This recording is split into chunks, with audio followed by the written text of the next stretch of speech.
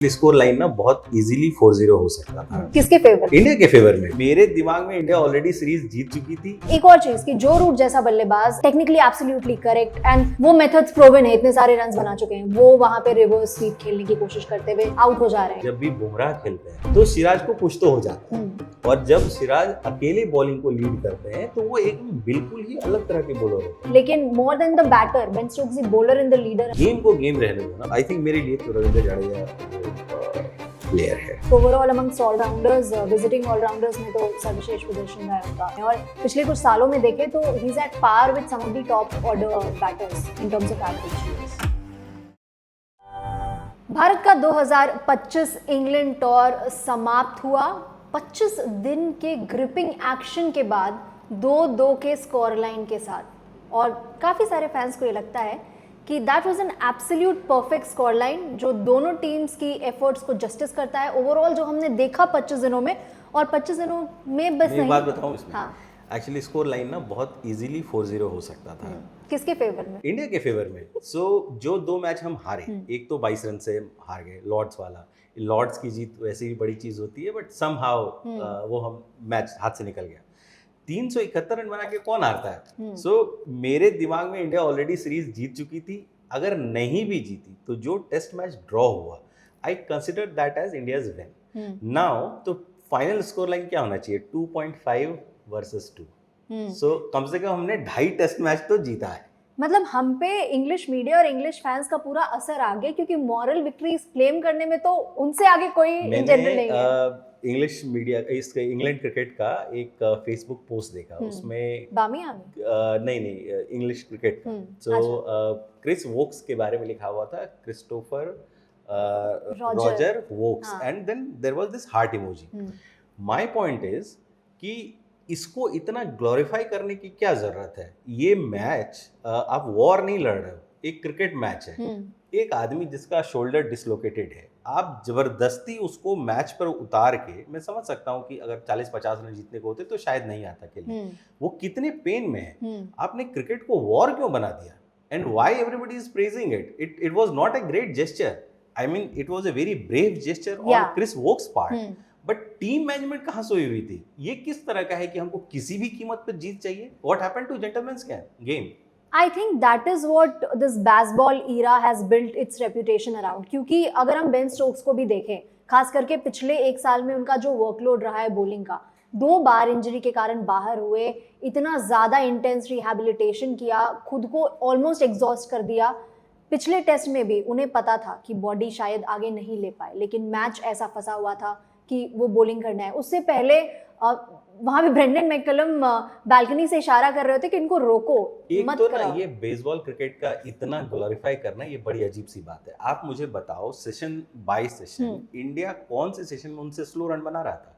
और इंडिया ने सिर्फ यही नहीं किया है, ऑस्ट्रेलिया के अगेंस्ट ऑस्ट्रेलिया में भी अच्छे रन बनाए। ऑस्ट्रेलियन टीम इसी स्पीड से रन बनाती है, ऑस्ट्रेलिया में बनाती है, इंग्लैंड में बनाती है। ऐसा कुछ बेसबॉल बोल के कोई चीज एग्जिस्ट करती नहीं है एकदम एक्सक्लूसिवली। एक चीज जो प्रॉब्ली एग्जिस्ट करती है उनके बिफोर और आफ्टर में, और उसके बाद जब ये नया मैनेजमेंट आया तो वो खिलाड़ी जो पहले नहीं compete कर रहे थे, परफॉर्म कर रहे थे, उनमें जान आ गई। It's more about intent rather than Bazball doing anything to them. अब आप देखो, यशस्वी जायसवाल कितनी बॉल पे 50 मार दिया? 44 सेंचुरी मार दी, बहुत फास्ट सेंचुरी, उससे मैच पूरी तरह से बदल गया। Washington Sundar, Ravindra Jadeja, then at times जो बाकी करुण नायर, सब तो स्पीड अच्छा ही खेल रहे हैं, सबकी स्ट्राइक रेट बहुत हाई है। तो फिर बेसबॉल में ऐसा क्या है apart from Ben Duckett and Zak Crawley making some run? So ऐसा कुछ बेसबॉल का बहुत इम्पैक्ट मैच पर नहीं दिखा, apart from the first match where they won by 5 wickets. वो मैच के अलावा कहीं मुझे कुछ खास अंतर नहीं दिखता है। तो हालांकि अपेरेंटली इट इज बेसबॉल 2.0, क्योंकि वो जो उनकी हर स्थिति में बड़े शॉट्स मारेंगे। अगर आपको जब इंग्लैंड आई थी भारत, वो दौरा याद होगा, जो रूट जैसे बल्लेबाज, मतलब 5-0 से हार के गए थे जो 4-1 से। हाँ, तो बेसबॉल किधर था उधर? हाँ, तो बेसिकली वहां से उनको इंट्रोस्पेक्ट करने की और जरूरत पड़ी, क्योंकि वो बहुत बड़ी हार थी, और पहले मैच को जीत के मे बी वहां पे पोप ने जिस तरह से काउंटर अटैक किया, वो था बेसबॉल। और एक और चीज कि जो रूट जैसा बल्लेबाज टेक्निकली एब्सोल्युटली करेक्ट एंड वो मेथड्स प्रूवन है, इतने सारे रन्स बना चुके हैं, वो वहां पे रिवर्स स्वीप खेलने की कोशिश करते हुए आउट हो जा रहे हैं। या पता है इससे मुझे क्या याद आता है कि बेसबॉल और ये सारी बातें ठीक है, लेकिन आप देखो 5th टेस्ट में जब पुराना बॉल स्विंग करने लगा, इंग्लैंड चारों खाने चले, उनके पास कुछ उसका जवाब था ही नहीं। प्रसिद्ध कृष्णा की बॉल, गुड लेंथ बॉल जो 4 to 6 मीटर के लाइन में गिर रही है बॉल, बैट्समैन को बिल्कुल पता नहीं है, 5 में से 4 बॉल पे बीट हो रहे हैं। तभी तो चौथे दिन कितना 30-35 मिनट में गेम खत्म हो गया। सिराज की बॉल मूव कर, इंडिया ने दूसरा नया बॉल लिया भी नहीं। सो अगर बेसबॉल ऐसी कोई चीज उनके जो टेक्निकल पार्लेंस में है, सो उसको इसको भी काउंटर करना आना चाहिए। स्पिन जहां ट्रैक करने लगती है वहां भी वो फेल हो जाते हैं। तो ये क्या चीज है बेसबॉल, ये तो मेरे अभी तक समझ में नहीं आ रहा है। प्रॉबेबली अगर उसको डीमिस्टिफाई करने की कोशिश करें तो बेसबॉल है कि फ्लैट ट्रैक्स पे डोमिनेट करना। सो अब just imagine a player like Virender Sehwag. Virender Sehwag जब खेल रहे थे और फ्लैट ट्रैक पर अगर खेल रहे होते थे, आप कितने भी तेज गेंदबाज हैं, 150 plus 155 plus, he will hit you like anything. किधर भी 6 मार देंगे, 4 मार देंगे, कवर पर, बाउंड्री पर, हर जगह। बेसबॉल नाम की कोई चीज थी तो वो थी, जहां ऑस्ट्रेलिया में एक सेशन के अंदर वो ऑलमोस्ट 100 रीच कर गए थे। भाई वो होता है और वीरेंद्र सहवाग को इस बात से बहुत फर्क नहीं पड़ता था कि गेंद टर्न कर रही है, नहीं टर्न कर रही है, फ्लैट ट्रैक है, क्या है, see the ball, hit the वो उनको मालूम है कि ये मतलब ये बॉल की लाइन है, इस लाइन के अंदर आना है, इसको हिट करना है। टेक्निकलिटी भी उनकी बहुत सॉलिड थी वहां पे। ऑन द अदर हैंड हमने देखा कि हैरी ब्रूक जो मैच को एकदम खत्म कर चुके थे, किस तरीके से आउट हो गए, खत्म कर दिया फिर अपने लिए खत्म कर दिया। उनका आउट होना ही मैच का टर्निंग पॉइंट हो गया, वो मैच वहां से खत्म हो गया।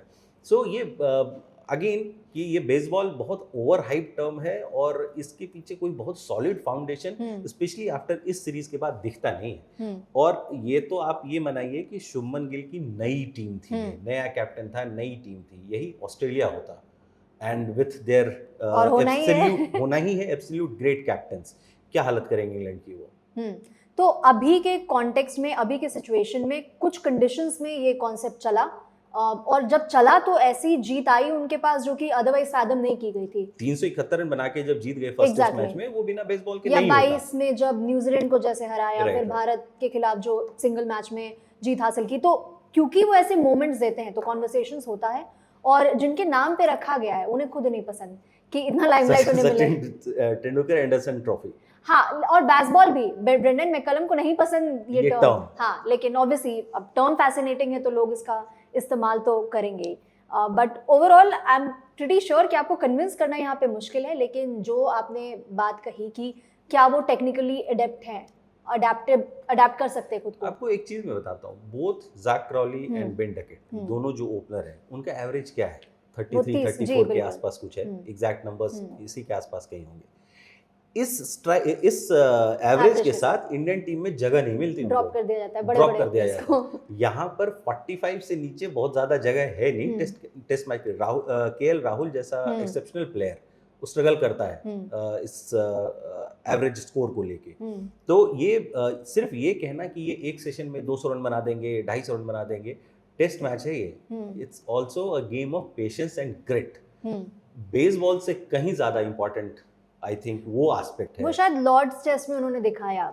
एक टाइम था कि वो रेप्यूटेशन जो बन गई थी उसको लिव अप करने के लिए वो काफी लेंथ्स तक जाते थे, आउटरेजियस चीजें तो कहते ही थे, and that to some extent reminds us of the Australian teams of yesteryears. तो they would walk the talk, लेकिन इनके केस में ऑफ कोर्स बयान बड़े बड़े आते। अभी प्रोडक्शन टीम हमें रिमाइंड कर रही है कि हम थोड़ा भटक गए हैं, क्योंकि मुद्दा और एजेंडा तो ये था एजेंडा तो ये था कि हम डे वाइज चलें और विश्लेषण करें।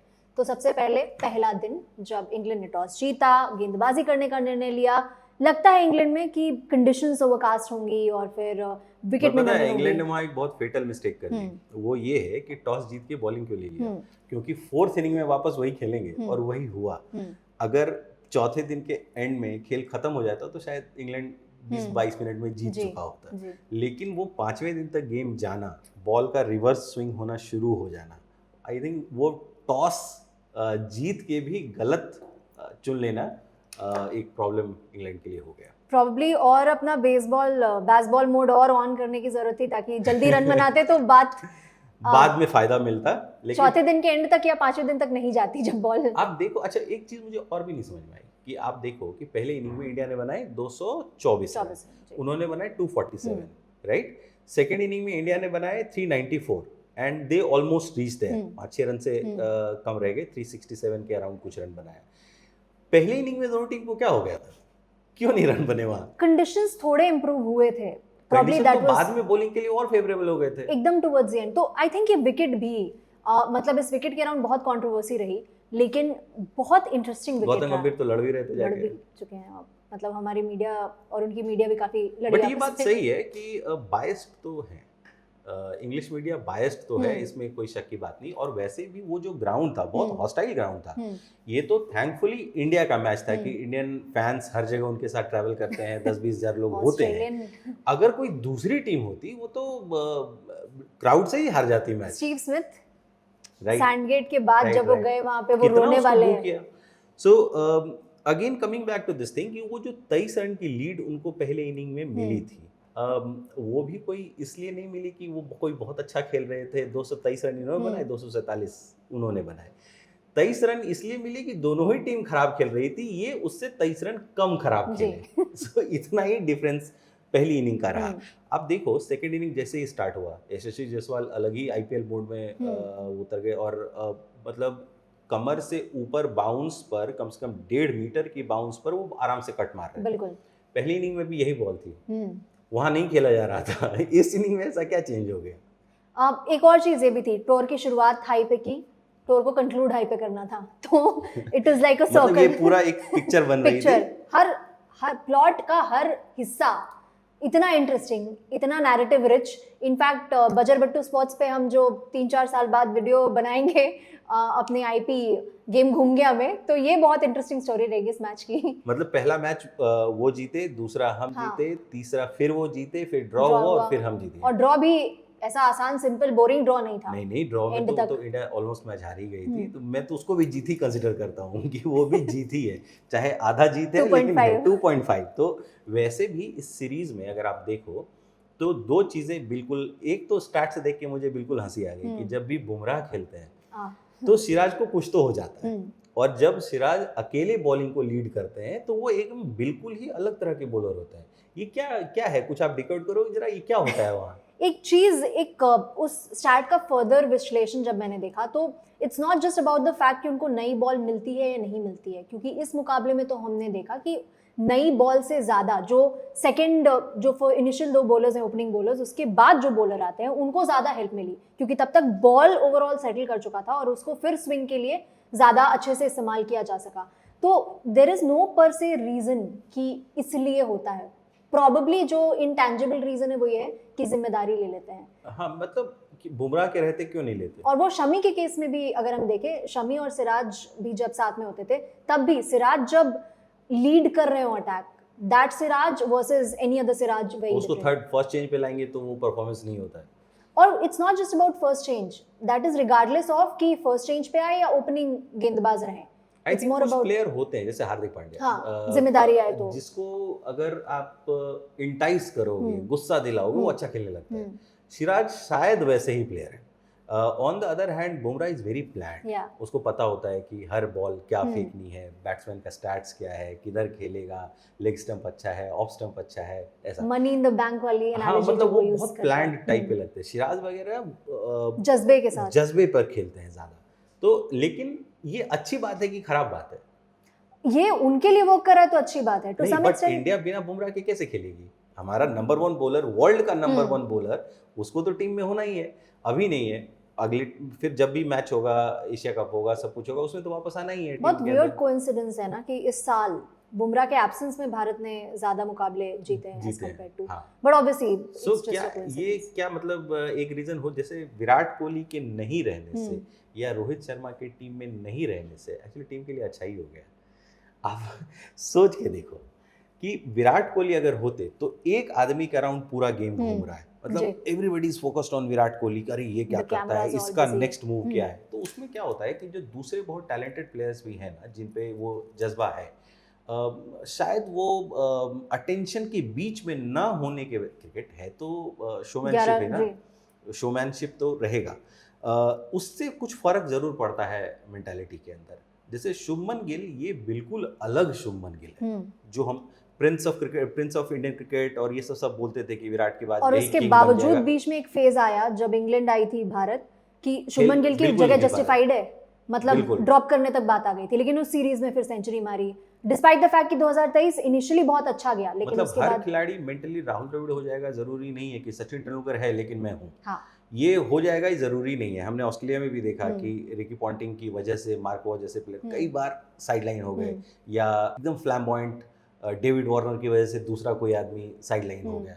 सो इंग्लैंड में भी ये होता है। जैसे हैरी ब्रूक एक ऐसा प्लेयर है जिस, या बेन स्टोक्स, ये दो अलग तरह के प्लेयर हैं, स्पॉटलाइट रहेगी उन पे, ये स्टार है। मतलब मतलब जैसे मनोज वाजपेयी और शाहरुख खान, स्टार एक्टर। सो ये डिफरेंस शायद रहता है वहाँ पर। टीम मैनेजमेंट को बुमराह के वर्कलोड बैलेंस करने के अलावा ये भी जरूर सोचना चाहिए कि ये नहीं तो कौन। और अगर if Siraj is that person, तो सिराज को कैसे ज्यादा बड़ा रोल दिया जा सकता है। आप देखो कि अगर पिछले 10 साल की इंडियन क्रिकेट आप देखो, 10-15 ले लेते, 15-20 साल की इंडियन क्रिकेट अगर आप देखो, तो रविंद्र जडेजा के अलावा एक आदमी नहीं ऐसा मिलेगा जिसने बदलती टीम के साथ अपने आप को बदल लिया। तो कई बार आप किसी का करियर बड़ा इसलिए भी कर देते हो कि वो एक सर्टेन कैप्टन के साथ खेल रहा है, सर्टेन बॉलर्स के साथ खेल रहा है, सर्टेन प्लेसमेंट के साथ खेल रहा है। सो वो आलू वाली कैरेक्टरिस्टिक कि हर जगह ढल जाए, तो put in a very raw. हाँ, मतलब मे बी हमारी बात कन्वे हो रही है। सो एक तो वो थी। सेकेंड डे में मैं ज़रूर कहूँगा कि सेकेंड डे में इंग्लैंड के पास 5th टेस्ट मैच में थोड़ा मौका ज़रूर था, जब जैक क्रॉली और बेन डकेट ने 92 या कुछ बना दिए थे। One of the fastest 50 partnerships I guess. So वो था वहाँ पर। लेकिन again because of had they not been playing as per the baseball rules, तो वो लंबा खेलते, वो जबरदस्ती, या शायद वो रन नहीं आते, दोनों हो सकता था। लेकिन एक बात बताओ, अगर आप ऑलरेडी 70-90 रन की पार्टनरशिप कर चुके हो, तो what do you want to do from here onwards? But those 90 runs came because वो जो अपना आई मीन वही बात है कि ग्लास आधा खाली है कि आधा भरा हुआ है। वो एक जरूर मुझे लगा कि देन जायसवाल और आकाशदीप का जो वो क्या हुआ वहाँ? जी, एक मीम है और यहाँ पे मीम इंसर्ट करना जरूरी है कि कई लोग दो प्लेयर्स जिनको बहुत मिस कर रहे हैं, रोहित शर्मा और विराट कोहली, उनको देख रहे हैं बाकी खिलाड़ियों में, करुण नायर और आकाशदीप में। तो आकाशदीप ने अपेरेंटली चैनलाइज कर लिया अपना इनर विराट कोहली, क्योंकि ऐसा नहीं कि फर्स्ट क्लास क्रिकेट में भी बहुत रन बनाकर आ रहे हैं, बहुत विकेट लेकर आ रहे हैं, एक्यूरेसी लेकर आ रहे हैं, स्विंग लेकर आ रहे हैं, बट रन तो नहीं। एक्सपीरियंस है, देखा है, लेकिन रन नहीं। और वहां पे मौका मिला, इससे पहले भी। वैसे अगर टेक्निकली पूछा जाए तो 66 में से कितने रन थे जो किस्मत से बने? काफी सारे। इनफैक्ट इंग्लैंड ने ओवरऑल कितने मौके दिए उस इनिंग्स में, और आकाशदीप ने उनको एक मौका लास्ट में भी दिया। हाँ, वो बैलेंस आउट करना था। मौका तो दिया ही दिया, और 6 रन और दिए जी।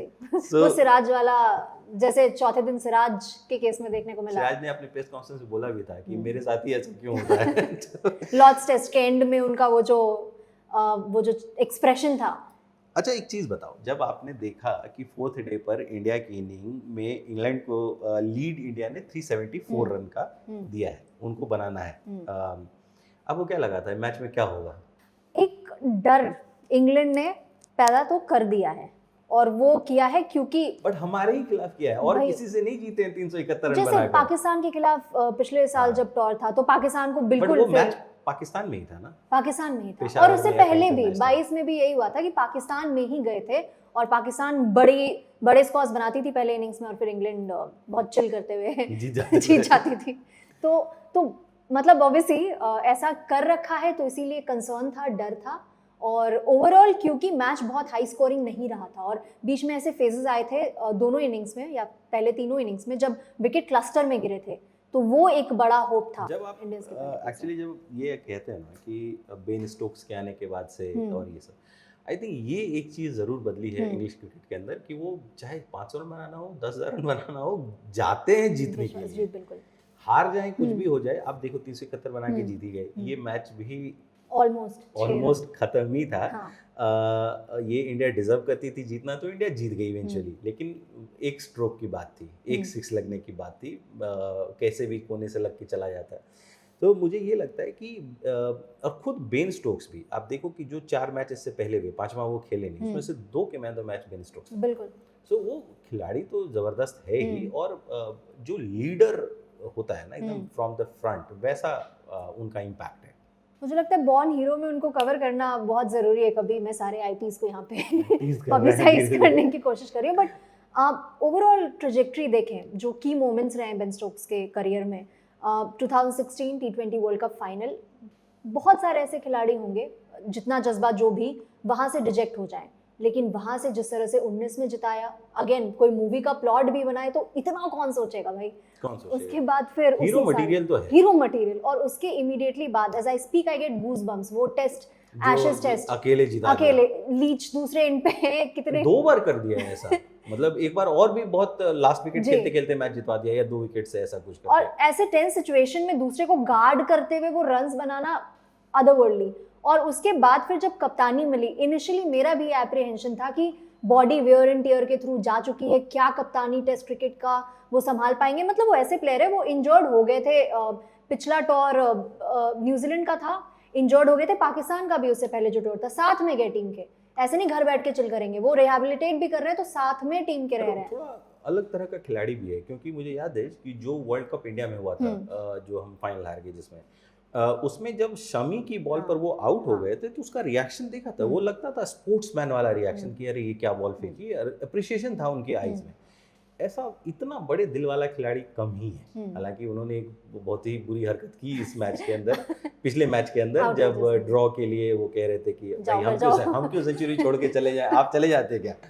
सो वो, लेकिन अदरवाइज है खिलाड़ी, ब्रेव हार्ट है वो। बिल्कुल। और इनफैक्ट उनकी बॉडी तैयार नहीं थी इतने ओवर्स फेंकने को, लेकिन क्योंकि सारे मैचेस इतने टेंस रहते थे, अभी के प्लेयर्स इन जनरल, और वो प्रूडेंट भी है, वाइज भी है, कि आपको पता है कि क्या आपकी बॉडी हैंडल कर सकती है, डेटा सारी चीज़ों को मैनेज कर रहा है, आप ऑन द लाइन के बियॉन्ड तो नहीं जाते। बट बेन स्टोक्स ने किया और इंजर्ड हो गए, और ये पहले भी हुआ है। एक तरह से अपनी बॉलिंग को उन्होंने री इन्वेंट किया है पिछले 1 साल में, बॉलिंग के फ्रंट पे बहुत इफेक्टिव रहे। सेंचुरी आई, ठीक है, इंपॉर्टेंट है, लेकिन more than the batter, Ben Stokes the bowler in the leader. मतलब 90 ओवर्स में हर ओवर में वो आदमी गेम में होता है। हाँ। चाहे बैटिंग कर ले, कैप्टनसी कर ले, फील्डिंग कर ले, हर वक्त वो होता है वहाँ, आप उसको हटा नहीं सकते। और कितने ल्यूक्रेटिव कॉन्ट्रैक्ट्स छोड़े हैं, बिकॉज ये जो टेस्ट क्रिकेट की कप्तानी है उस चीज़ को बहुत सीरियसली लेते हैं, और इसीलिए बाकी जो भी ल्यूक्रेटिव कॉन्ट्रैक्ट्स हैं, हालांकि ईसीबी ऑब्वियसली अच्छे पैसे देती है, बट फिर भी nobody wants to leave extra easy, relatively easy money. But बतौर कप्तान जिस तरह से एग्जाम्पल सेट किया है, तो होता है ना ये कि जब कप्तान इतने कन्विक्शन के साथ खुद कर रहा है चीजें, आपको भी कह रहा है करने को, और जब वो कर रहा है तो मजबूरी है, करना तो पड़ेगा, क्योंकि वो उस स्टैंडर्ड से नीचे तो आएगा नहीं। जैसे विराट कोहली के आने के बाद सबकी फिटनेस एकदम बदल गई, या मुझे लग रहा है कि शुभमन की कैप्टनसी में भी और गंभीर के कोचिंग एरा में, but technically it has started now.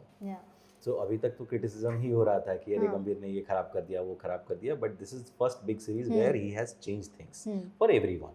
सो यहाँ से maybe this may turn out to be one of the best bet. जैसे ग्रेम स्मिथ ने एकदम से कुछ कर दिया, maybe Shubman Gill is going to be our Graeme Smith, and maybe better. वैसे एक बात ये भी, बिकॉज बतौर बल्लेबाज ऑफ कोर्स काफी सारा टैलेंट है, स्मिथ के केस में यंग कप्तानी वाला एंगल ज्यादा था। सो ओवरऑल सीरीज की highlight, Woakes heroism, Rishabh Pant heroism. मैं बताऊं, दोनों ही का कोई पॉइंट नहीं है। वोक्स को भी आप, अरे शोल्डर डिसलोकेटेड है, कितने पेन में था वो आदमी, आप देखो कि वो दौड़ रहा था। गेम को गेम रहने दो ना, उसको ऐसा जीवन मरण का प्रश्न बनाने की जरूरत नहीं। वो विलेन बन जाते अगर नहीं आते तो वो आना तो था ही, ऐसे मैच में उन्हें आना तो था ही। हाँ, मतलब पहली इनिंग्स में मे बी, मैं एक बार वो रिकॉर्डिंग देखता हूँ कभी कभी कि जब अनिल कुंबले ने वो पूरा पट्टी वट्टी लगा के, वो मैच भी शायद कुछ हुआ नहीं था, उसका भी कोई रिजल्ट नहीं निकला था। So then I remember another match, वहाँ भी एक प्लेयर कोई इंजर्ड था, और वो मैच ना ऐसे, मतलब 4th इनिंग हुआ ही नहीं, वो 2 इनिंग में खेलते रह गए 5 दिन तक, तो क्या मतलब है यार इसका। जैसे बुमराह का पिछले ऑस्ट्रेलिया सीरीज के आखिरी टेस्ट में नहीं था मतलब। हाँ, मतलब मुझे लगता है कि स्पोर्ट्स को स्पोर्ट्स ही रहने देना चाहिए, इतना बॉडी को ऑनलाइन। सोल्जर थोड़ी ना वो कोई मतलब युद्ध करने थोड़ी ना जा रहे हैं। कमेंट बॉक्स में बताएं कि क्या ये होना चाहिए, और अगर इस पे टिप्पणी कर रहे हैं तो याद रखें कि ऋषभ पंत ने भी यही किया, और उससे पहले सालों पहले अनिल कुंबले ने भी आपने ब्रोकन जॉ के साथ गेंदबाजी की थी। राइट और जिसको हम बहुत सेलिब्रेट भी करते हैं, बट वीडियो भी अगेन बनाएंगे। कि उसकी उसकी कोई जरूरत होती नहीं है। क्या वीडियो की या नहीं सेलिब्रेट नहीं, करने की? जबरदस्ती खेलने की। कुछ मान लो बॉल लग जाता हाँ। और फेटल इंजरी हो जाती, फिर कौन लेगा उसका जैसे responsibility? कॉन्कशन को लेके इसीलिए क्लियर रूल है ना, बिकॉज लाइफ थ्रेटनिंग हो तो सकता है। जब उसके लिए आप लाइफ थ्रेटनिंग हो सकता है, इसमें बंदा चल नहीं पा रहा है, जबरदस्ती उसको खड़ा कर दिया। अच्छा, मजेदार बात क्या है कि Indian team throughout when Chris Woakes came to play, वो कोशिश कर रहे थे कि उसको स्ट्राइक मिल जाए। तो किस लिए वो स्ट्राइक पर चाहिए कि उसके हाथ टूट गया इसलिए उसी में मारना है, करना एक क्या हाथ है? से। तो ये तो अजीब सी बात है ना कि दूसरी टीम तो ये कोशिश करेगी ही ना, लेकिन हर चीज को एकदम it doesn't need to boil down to this moment. But वही है कि we come back to the question कि नहीं आते तो कितना बड़ा बवाल होता। ऐसा मैच था कि और एक और सबप्लॉट की जरूरत थी शायद, like if all of that wasn't enough तो एक और सबप्लॉट ये भी ले लो। पता नहीं, आई थिंक यही बात Absolute सच है कि cinema. क्रिस वोक्स ने भी मन में सोचा होगा नहीं गया तो जीवन भर गाली देंगे। और उन्होंने पहले अपेरेंटली डिसाइड कर लिया था, क्योंकि ये बात जो रूट ने भी आई थिंक कही थी कि वो ऑलरेडी प्रैक्टिस कर रहे हैं नीचे नेट्स में। I think it's all cover up. कैसे वो आदमी प्रैक्टिस कर रहा था एक एक हाथ से? एक हाथ क्या क्या है ये? चलो सो एनीवे, सो मैं अगर आपको बोलूं एक और यहाँ पे क्विकली एक पॉइंट ऐड करना चाहूंगी। पिछले मुकाबले के बाद जब ऋषभ पंत की इंजरी हुई थी और गौतम गंभीर ने और कई लोगों ने कहा था कि ऐसे सिचुएशन में भी रिप्लेसमेंट्स की गुंजाइश छोड़नी चाहिए, तो बेन स्टोक्स ने बहुत एक्टिवली और बहुत क्लियरली कहा था कि नहीं, लूप होल हो सकते हैं, उसको एक्सप्लॉइट किया जा सकता है और नहीं, वो गलत है। आई थिंक बेन स्टोक्स जो भी बोलते हैं ना, उसके अगले दूसरे तीसरे मैच में वो उनके साथ ही हो जाता है। तो ये बड़ा उनके साथ ही हो जाता है।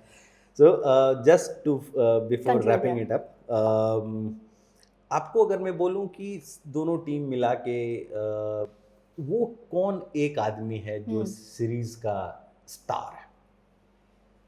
सो कई सारे कंटेंडर हैं, हैरी ब्रूक है, जो शुभमन रूट गिल है, बेन स्टोक्स है, बॉलर्स में सिराज है of course, then Ravindra Jadeja है, वॉशिंगटन है, शुभमन गिल तो है ही। तो इनमें से कौन सा वो एक प्लेयर है जो आपके हिसाब से सीरीज का स्टार है? आई थिंक रीसेंसी बायस यहाँ पे नहीं फैक्टर इन करते हुए, शुभमन गिल ने जिस तरह से शुरुआत की थी, that message of intent, statement issue किया कि I will lead from the front.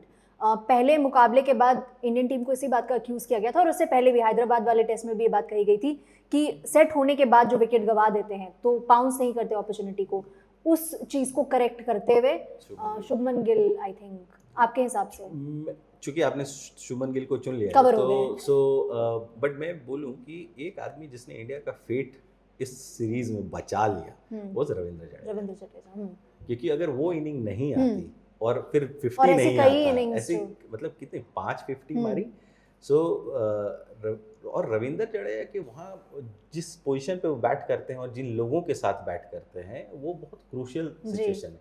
हालांकि अगर कुछ विकेट भी ले लेते तो ज़्यादा अच्छा होता, लेकिन ठीक है। आई थिंक नाउ वो ज़्यादा बल्लेबाजी खास करके टेस्ट में देखने को मिला है कि बल्लेबाज पिच पर उनके लिए कुछ था भी नहीं, वॉशिंगटन सुंदर को भी कोई टर्न नहीं मिला। उसके पहले जो बस एक मुकाबले में वो जो बीच में जो स्पिनर खेला भी, कुलदीप को तो खिलाया भी, तो तब पता चलता कि क्या है, मतलब जरूरत पड़ती तो आई थिंक मेरे लिए तो रविंद्र जडेजा वो प्लेयर है। और somehow England flicks some switch in him, क्योंकि इंग्लैंड में जो उनका प्रदर्शन रहा है अभी तक, इनफैक्ट हमेशा अच्छा रहा है, तो overall amongst allrounders, visiting allrounders में तो सर्वश्रेष्ठ प्रदर्शन रहा है उनका टेस्ट में। और पिछले कुछ सालों में देखें तो he is at par with some of the top order batters in terms of average. तो क्योंकि पिछले कुछ सालों में ये भी चीज रही है कि हर जगह Sanjay Manjrekar watches this video. अब आई थिंक बहुत सालों के वो संजय मांजरेकर अभी भी अपने स्टैंड से इधर-उधर जाते नहीं है वैसे, तो उनको कितना भी आप ट्रोल कर लो, कितना भी कुछ बोल लो, लेकिन बट अब रविंद्र जडेजा इससे ज्यादा क्या कर देंगे? 5-7 साल से तो परफॉर्म कर ही रहा है। हाँ, और मोर सो एज अ बैटर, क्योंकि पिछले कई सालों में खास करके WTC जब से आया है और 3-4 सालों में विकेट्स हर जगह मुश्किल रही हैं। इंग्लैंड में बेसबॉल सूटेड पिचेस को छोड़ दे तो, बट अदरवाइज तो हर जगह विकेट्स मुश्किल रहे, तो averages I just want England to play baseball in Australia. They will attempt it. Attempt, yes. Result? That's the question. Likely to be not in their favor. Who are the key players you think Ashes के लिए? Ashes के लिए Harry Brook, क्या player है यार। Ben Stokes of course, जो root तो है ही सदाबहार है, बट अभी तक ऑस्ट्रेलिया में सेंचुरी नहीं आई जो रूट की, ये इंपॉर्टेंट एक लेकिन हैरी ब्रूक है, मतलब कुछ तो बात है, एक चीज हमें फैक्टर तो है, एक्स फैक्टर तो है। और एक चीज लगती है कि प्रॉब्ली इंडिया सब कॉन्टिनेंट में, मतलब पाकिस्तान में तो ऑब्वियसली विकेट्स बहुत अलग होती हैं, बट इंडिया में परफॉर्म कर जाएं तो फिर एक हैरी ब्रूक कंप्लीट कर सकते हैं। हैरी ब्रूक ना मतलब अपिश बॉल को बहुत बढ़िया खेलते हैं, तो उसको चांसेस है कि इंडिया में बहुत अच्छा खेले वो। और प्लस इंटेंट भी कोई चीज़ होती है, उसका इंटेंट तो बहुत एकदम क्लियर है। तो वैसे है ना कि कुछ प्लेयर्स होते हैं जनरेशनल टैलेंट शुरू में आइडेंटिफाई कर लिया जाता है उन्हें, he is also one of those.